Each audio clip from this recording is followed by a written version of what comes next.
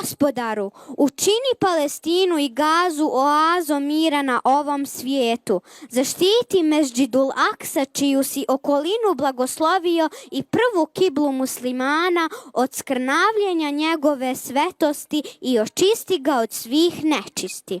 Gospodaru naš, smiluj se šehidima Gaze, primi ih u svoje okrilje i daruj im vječni smiraj u tvom dženetu. Allahu, pomozi njima i nama, sačuvaj nas iskušenja i tvoje srdžbe, Gospodaru naš. Naredio si nam dovu i obećao da ćeš je primiti, pa te molimo, primi dove naše.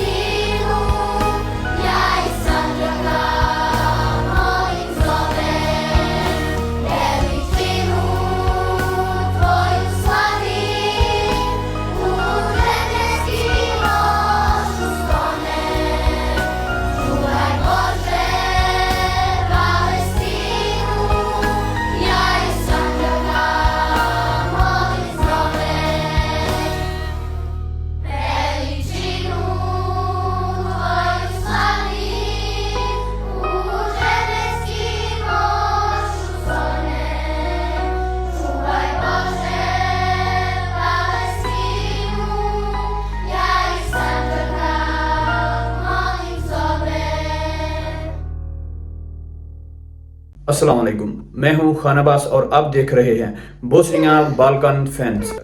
ये छोटे छोटे बच्चे जो आप देख रहे थे बोस्निया के फ़लस्तीन के साथ खड़े हुए हैं। सिर्फ ये बच्चे ही नहीं, मैंने लाइव ज़ैनिका शहर त्रावनिक में और जगह भी थोड़ा देखा है कि बोस्निया किस तरह एहतजाज कर रहा है और किस तरह डोनेशन इकट्ठी करके फ़लस्तीन को डोनेट कर रहा है। बोस्निया एक छोटा सा मुल्क है, क्या हम बोस्निया की तरह पाकिस्तानी लोग कभी फ़लस्तीन की सर उठा के हेल्प नहीं कर पाएंगे? हमें सोचना होगा। मिलते हैं नेक्स्ट वीडियो में। पाकिस्तान जिंदाबाद। अल्लाह हाफिज़।